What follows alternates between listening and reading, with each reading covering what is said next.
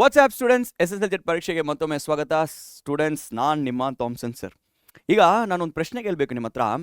ಎಷ್ಟು ಜನಕ್ಕೆ out of out score ಮಾಡಬೇಕಂತ ಇದೆ ಇಂಗ್ಲೀಷ್ ಫಸ್ಟ್ ಲ್ಯಾಂಗ್ವೇಜ್ ಆಗಲಿ ಸೆಕೆಂಡ್ ಲ್ಯಾಂಗ್ವೇಜ್ ಆಗಲಿ?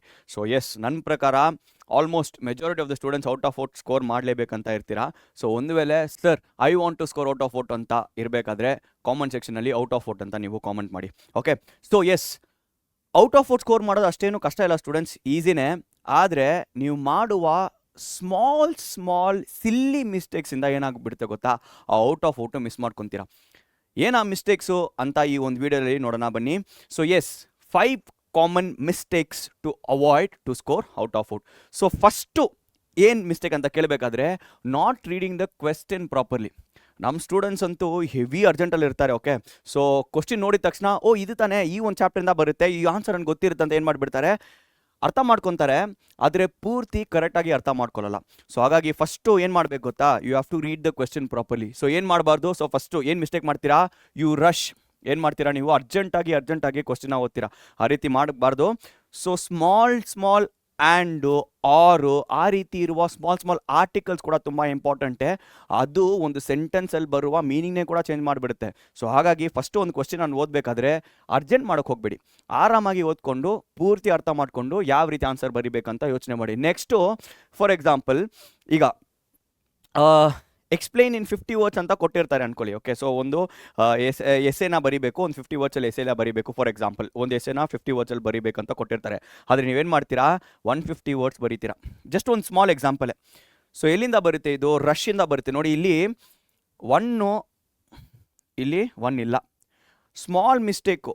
ಈ ಒಂದು 150ನ ನೀವು ಹೆಂಗಂತ ಈ ಒಂದು 50ನ ನೀವು ಹೆಂಗಂತ ಓದ್ಬಿಡ್ತೀರಾ, 150 ಅಂತ ಓದ್ಬಿಡ್ತೀರಾ. ಸೊ ಹಾಗಾಗಿ ಸ್ಮಾಲ್ ಮಿಸ್ಟೇಕ್ಸಿಂದ ಏನು ಮಾಡ್ತೀರಾ, ಜಾಸ್ತಿ ಬರೆದ್ಬಿಡ್ತೀರಾ. ಸೊ ಹಾಗಾಗಿ ಕರೆಕ್ಟಾಗಿ ಓದಿಲ್ಲ ಅಂದರೆ ಈ ಒಂದು ಮಿಸ್ಟೇಕ್ ನಿಮಗೆ ಬಂದೇ ಬರುತ್ತೆ students. So please keep that in mind. So first ಏನು ಮಾಡಿ, ಕ್ವಶ್ಚನ್ನ ಕರೆಕ್ಟಾಗಿ ಪೂರ್ತಿ ಅರ್ಥ ಮಾಡಿಕೊಂಡು ಬರೀಬೇಕು. Okay, so let's go to the next point. So next ಏನು ಮಿಸ್ಟೇಕ್ ಮಾಡ್ತೀರಾ ನೆಕ್ಸ್ಟು.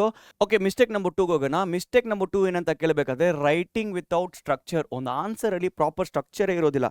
ಏನು ಮಾಡ್ತೀರಾ, ಪ್ಯಾರಾಗ್ರಾಫ್ಸು ಕರೆಕ್ಟಾಗಿ ಬರೆಯೋಲ್ಲ. ಶುರು ಮಾಡಬೇಕಾದ್ರೆ ಒಂದು ಸೆಂಟೆನ್ಸಿಂದ ಶುರು ಮಾಡಿ ಇನ್ ಬಿಟ್ವೀನು ಬೇರೆ ಸೆಂಟೆನ್ಸ್ನ ಮಿಕ್ಸ್ ಮಾಡಿಬಿಡ್ತೀರಾ. ಅಥವಾ ಏನು ಮಾಡ್ತೀರಾ, ಬರೀ ಒಂದು ಲಾಂಗು ಒಂದು ಚಂಕ್ನ ಬರೆದಿಟ್ಟಿರ್ತೀರ, ಲಾಂಗ್ ಟೆಕ್ಸ್ಟ್ ಬರೆದಿಟ್ಟಿರ್ತೀರಾ. ಸೊ ಅದನ್ನು ನೀವು ನೋಡಿಕೊಂಡು ಕರೆಕ್ಟಾಗಿ ಪ್ಯಾರಾಗ್ರಾಫಿಂದ ಡಿವೈಡ್ ಮಾಡಿ ನೀವು ಬರೆದ್ರೆ ಇನ್ನೂ ಚೆನ್ನಾಗಿರುತ್ತೆ ನೋಡೋಕ್ಕೆ. ಓಕೆ, ಸೊ ಜಸ್ಟು ಏನು ಮಾಡಿ, ನಿಮ್ಮ ಆನ್ಸರ್ಸ್ ಬಂದು ಮೆಸ್ಸಿಯಾಗಿರಬಾರ್ದು, ಒಂಚೂರು ಓದೋಕ್ಕೆ ಹಾಡಾಗಿರಬಾರ್ದು. ನೀವೇನು ಮಾಡಿ, ಕರೆಕ್ಟ್ ಪ್ಯಾರಾಗ್ರಾಫಲ್ಲಿ ಬರೀಬೇಕು. ಫಾರ್ ಎಕ್ಸಾಂಪಲ್, ಪ್ಯಾರಾಗ್ರಾಫ್ಸ್ ನೀವು ಬರೆಯೋದಿಲ್ಲ.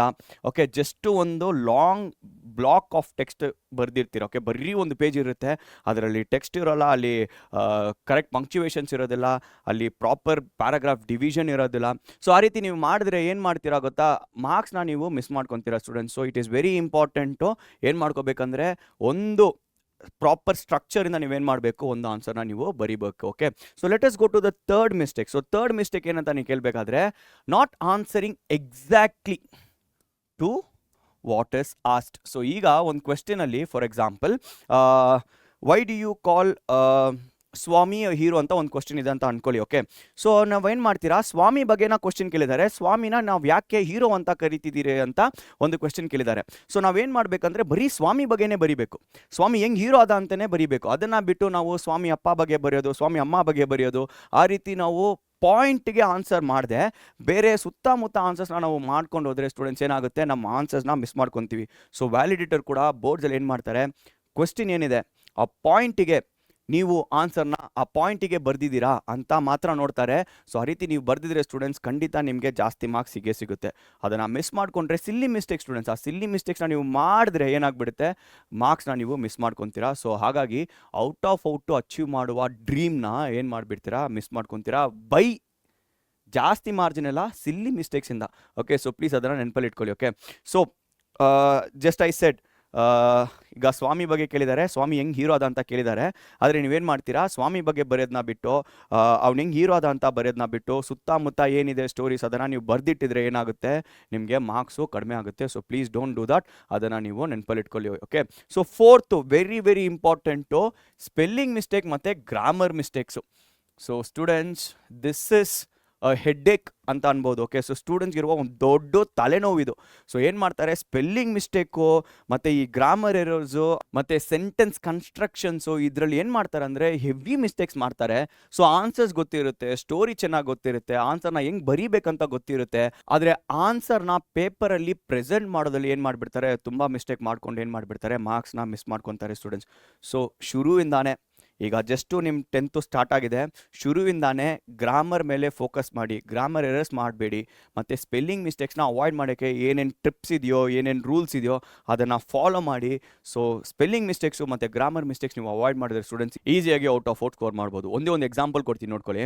ಈಗ ನೀವು 4 ಮಾರ್ಕ್ಸ್ ಲಾಂಗ್ ಆನ್ಸರ್ ಬರೀತೀರಾ ಅಂದ್ಕೊಳ್ಳಿ. ಓಕೆ, ಈ 4 ಮಾರ್ಕ್ಸು ಲಾಂಗ್ ಆನ್ಸರ್ಸ್ ನೀವು ಬರೀಬೇಕಾದ್ರೆ ಅಟ್ಲೀಸ್ಟ್ ಒಂದು 8 to 10 ಸೆಂಟೆನ್ಸಸ್ ಬರೀಬೇಕು. ಈ 8 to 10 ಸೆಂಟೆನ್ಸಸಲ್ಲಿ ನೀವು ಮಿನಿಮಮ್ ಒಂದು 6 ಸ್ಪೆಲ್ಲಿಂಗ್ ಮಿಸ್ಟೇಕ್ಸ್ ಮಾಡಿಬಿಟ್ರೆ ಸಾಕು ಸ್ಟೂಡೆಂಟ್ಸ್.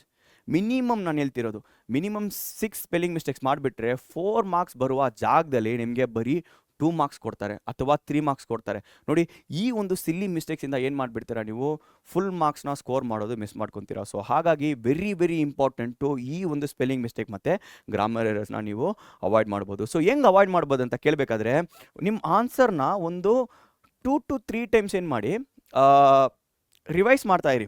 ಸೊ ಹಾರ್ಡ್ ವರ್ಡ್ಸ್ನ ಪ್ರಾಕ್ಟೀಸ್ ಮಾಡಿ, ಬರ್ದು ಪ್ರಾಕ್ಟೀಸ್ ಮಾಡಿ, ಆ ವರ್ಡ್ನ ಸ್ಪ್ಲಿಟ್ ಮಾಡಿ ಬರ್ದು ಪ್ರಾಕ್ಟೀಸ್ ಮಾಡಿ. ಸ್ಪೆಲ್ಲಿಂಗ್ ಮಿಸ್ಟೇಕ್ಸ್ನ ಅವಾಯ್ಡ್ ಮಾಡ್ತೀರಾ, ಮತ್ತು ಸೆಂಟೆನ್ಸ್ ಕನ್ಸ್ಟ್ರಕ್ಷನ್ನ ಕೂಡ ನೀವು ಹೆಚ್ಚು ಮಾಡ್ಕೊತೀರಾ. ಆ ಒಂದು ಆನ್ಸರ್ನ ಬರೀ ಮೆಮರೈಸ್ ಮಾಡೋದನ್ನ ಬಿಟ್ಟು ಬರ್ದು ನೀವೇನು ಮಾಡಬೇಕು, ಪ್ರಾಕ್ಟೀಸ್ ಮಾಡಬೇಕು. Okay, so please keep this in mind. Okay, so ಇಲ್ಲಿ ಇನ್ನೊಂದು ಎಕ್ಸಾಂಪಲ್ ಕೊಟ್ಟಿದ್ದು ನೋಡಿ, ಎನ್ವೈರನ್ಮೆಂಟ್ ಸ್ಪೆಲ್ಲಿಂಗು. ಓಕೆ, ಸೊ ಇದೇ ಕರೆಕ್ಟ್ ಸ್ಪೆಲ್ಲಿಂಗು. ಸೊ ನೋಡಬೇಕಾದ್ರೆ ಎರಡು ಒಂದೇ ಥರ ಇರುತ್ತೆ, ಆದರೆ ಇಲ್ಲಿ ಎನ್ ಬರುತ್ತೆ, ಇಲ್ಲಿ ಏನು ಮಿಸ್ ಆಗಿದೆ ನೋಡಿ, ಸಣ್ಣ ಮಿಸ್ಟೇಕ್ ಸ್ಟೂಡೆಂಟ್ಸ್, ಸ್ಮಾಲ್ ಎರರು. ಆ ರೀತಿ ಮಾಡಿದ್ರೆ ಕೂಡ ನಿಮ್ಮೇನಾಗ್ಬಿಡುತ್ತೆ, ನಿಮಗೆ ಮಾರ್ಕ್ಸು ಮಿಸ್ ಆಗಿಬಿಡುತ್ತೆ. So please keep this in mind. Spelling mistakes avoid ಮಾಡೋದು ತುಂಬ important. Okay, the last very important mistakes to avoid ಏನಂತ ಕೇಳಬೇಕಾದ್ರೆ ಟೈಮ್ ಮ್ಯಾನೇಜ್ಮೆಂಟ್ ಮಾಡೋದು. ಓಕೆ, ಸೊ ಒಂದು ವೇಳೆ ನೀವು ಟೈಮ್ ಮ್ಯಾನೇಜ್ಮೆಂಟ್ ಮಾಡಿಲ್ಲ ಅಂದರೆ, ನೋ ಪ್ರಾಪರ್ ಟೈಮ್ ಮ್ಯಾನೇಜ್ಮೆಂಟ್ ಅಂತ ಇರಬೇಕಾದ್ರೆ ಹೆಂಗಾಗ್ಬಿಡುತ್ತೆ ಗೊತ್ತಾ, ಏನೆಲ್ಲ ನೀವು ಓದಿರ್ತೀರೋ ಆನ್ಸರ್ ಗೊತ್ತಿದ್ರೂ ಕೂಡ ಏನು ಮಾಡೋಕ್ಕಾಗಲ್ಲ, ನಿಮಗೆ ಆ ಒಂದು ಆನ್ಸರ್ನ ಬರೆಯೋಕ್ಕಾಗಲ್ಲ.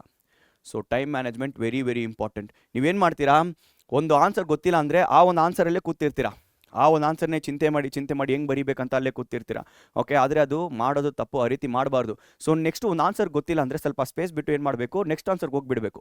ಸೊ ಆ ರೀತಿ ನೀವು ಹೋದರೆ ಫಿನಿಷ್ ಮಾಡಿಕೊಂಡು ಕೊನೆಯಲ್ಲಿ ನೀವು ಒಂದು 15-20 ಮಿನಿಟ್ಸ್ ಸೇವ್ ಮಾಡ್ಕೊತೀರಾ. ಆ ಒಂದು 15-20 ಮಿನಿಟ್ಸಲ್ಲಿ ಏನು ಆನ್ಸರ್ನ ನೀವು ಮಿಸ್ ಮಾಡಿದ್ದೀರೋ ಆ ಒಂದು ಆನ್ಸರ್ನ ನೀವು ತಿರ್ಗಾ ವಾಪಸ್ ಹೋಗಿ ಓದಿ ನೀವೇನು ಮಾಡ್ಬೋದು, ಬರಿಬೋದು. ಓಕೆ, ಸೊ ಈ ರೀತಿಯಲ್ಲಿ ನೀವೇನು ಮಾಡ್ತೀರಾ, ಟೈಮ್ನ ನೀವು ಸೇವ್ ಮಾಡ್ಕೊತೀರಾ. ಮತ್ತು ಇನ್ನೊಂದು, ಸೇ ಫಾರ್ ಎಕ್ಸಾಂಪಲ್ ಈಗ 3 ಮಾರ್ಕ್ ಕ್ವಶನ್ಸ್ ಬರುತ್ತೆ ಅಂತ ಅನ್ಕೊಳ್ಳಿ. ಈ 3 ಮಾರ್ಕ್ ಕ್ವಶನ್ಗೆ ನೀವು ಮಿನಿಮಮ್ ಒಂದು 4 to 5 ಮಿನಿಟ್ಸ್ ಸ್ಪೆಂಡ್ ಮಾಡಬೇಕಷ್ಟೇ. ಆದರೆ ಆ 4 to 5 ಮಿನಿಟ್ಸ್ನ ಬಿಟ್ಟು ನೀವೇನು ಮಾಡ್ತೀರಾ, ಒಂದು 20 ಮಿನಿಟ್ಸ್ ಸ್ಪೆಂಡ್ ಮಾಡಿಬಿಡ್ತೀರಾ ಬರೆಯೋಕ್ಕೆ. ಆ ರೀತಿ ಬರೆದ್ರೆ ನೀವು ಕಾಂಪೋಸಿಷನ್ನು, ಎಸ್ಸೇಸ್ ಎಲ್ಲ ಹೆಂಗೆ ಬರೀತೀರಾ, ಅದರಲ್ಲಿ ಏನಾಗ್ಬಿಡುತ್ತೆ, ಟೈಮು ವೇಸ್ಟ್ ಆಗಿಬಿಡುತ್ತೆ. ಸೊ ಹಾಗಾಗಿ ಏನು ಮಾಡಿ, ಪ್ರಾಪರ್ ಆನ್ಸರ್ಸ್ನ ಬರೀರಿ, ಕರೆಕ್ಟ್ ಆನ್ಸರ್ಸ್ನ ಬರೀರಿ, ಮತ್ತು ಟೈಮ್ ಒಳಗಡೆ ಏನು ಮಾಡಬೇಕು, ಆನ್ಸರ್ಸ್ನ ಪೂರ್ತಿ ಕಂಪ್ಲೀಟ್ ಮಾಡಬೇಕು. ಸೊ ಸ್ಟೂಡೆಂಟ್ಸ್, ಈ ಒಂದು 5 ಕಾಮನ್ ಮಿಸ್ಟೇಕ್ಸ್ನ ನೀವು ಶುರುವಿಂದಾನೇ ನೀವು ಪ್ರಾಕ್ಟೀಸ್ ಮಾಡಿ ಅವಾಯ್ಡ್ ಮಾಡೋಕ್ಕೆ ಶುರು ಮಾಡಿದ್ರೆ ಏನಾಗುತ್ತೆ, ನೀವು ಮುಂದೆ ಬೋರ್ಡ್ ಎಕ್ಸಾಮ್ನಲ್ಲಿ ಔಟ್ ಆಫ್ 4 ಸ್ಕೋರ್ ಮಾಡೋಕ್ಕೆ ಈಸಿಯಾಗಿ ದಾರಿ ಇಲ್ಲಿಂದಾನೇ ನಿಮಗೆ ಸಿಗ್ಬಿಡುತ್ತೆ. ಓಕೆ, ಸೊ ಸ್ಟೂಡೆಂಟ್ಸ್, ಈ ವಿಡಿಯೋ ಇಷ್ಟ ಆಗಿದ್ರೆ ನಿಮಗೆ ಲೈಕ್ ಮಾಡಿ, ಶೇರ್ ಮಾಡಿ, ಕಾಮೆಂಟ್ ಮಾಡಿ, ಮತ್ತು ಕಾಮೆಂಟ್ ಸೆಕ್ಷನಲ್ಲಿ ನಿಮಗೆ ನೆಕ್ಸ್ಟು ಯಾವ ಟಾಪಿಕ್ಸಿಂದ ವಿಡಿಯೋ ಬೇಕು, ಯಾವ ರೀತಿ ವಿಡಿಯೋ ಬೇಕಂತ ಕಾಮೆಂಟ್ ಸೆಕ್ಷನಲ್ಲಿ ಹಾಕಿರಿ. ಆ ರೀತಿ ವೀಡಿಯೋಸ್ ನಾನು ನಿಮಗೋಸ್ಕರ ತಗೊಬರ್ತೀವಿ. Okay, so see you all next time. Bye.